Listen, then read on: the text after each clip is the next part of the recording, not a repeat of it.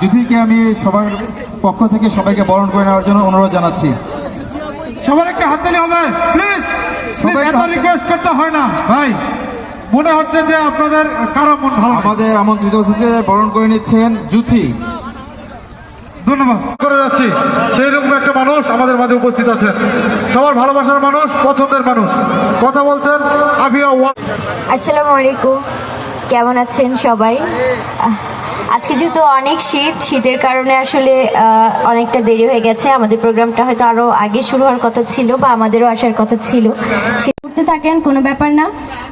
এরকম আসলে যেটাই করেন, আপনি প্রফেশন যেটাই বেছে নেবেন, সমালোচনা কিন্তু থাকবে, তবে রোদের অপেক্ষা করতে হবে, কারণ রোদ উঠলে ছায়া থাকে না। ওকে, সবাই সবার জন্য দোয়া করবেন, সবাই সবাইকে সাপোর্ট করবেন। এখানে যারা ছোট কন্টেন্ট ক্রিয়েটর আছেন বা বড় আছেন, আমি আশা করব সবাই সবাইকে সাপোর্ট করবেন অ্যান্ড সবাইকে টিম হয়ে কাজ করার চেষ্টা করবেন, যাতে আমরা সবাই একসাথে আগায় যেতে পারি।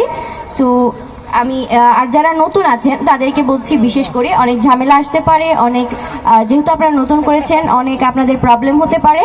আপনারা এই বিষয়ে যারা বড় আছে এদের সাথে কথা বলবেন, সলিউশন নেবেন, ইনশাল্লাহ সবাই ভালো করবে। আশা করি সবাই এই যে কন্টেন্ট ক্রিয়েটর যে আছে, যে আপনারা আছেন, আপনারা সবাই একটা ভালো প্লেসে যেতে পারবেন ইনশাল্লাহ। আপনাদের জন্য সবসময় দোয়া এবং শুভকামনা থাকবে। এই সমাজে ভালো কাজ করেও পায়নি মানুষের মন, শালীন পোশাক পরে কন্টেন্ট তৈরি করাকে তারা নাম দিয়েছে নতুন ভিউ ব্যবসার ধরন।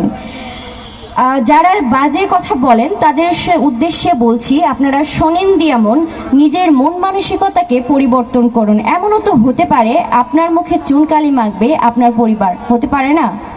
যারা সমালোচনা করে মানুষের পেছনে লাগে, তাদের ক্ষেত্রে এটা বেশিরভাগ সময়ই হয়ে থাকে। সো অবশ্যই আপনারা যারা কাউকে কিছু বলবেন, তার আগে একটু ভেবে বলবেন।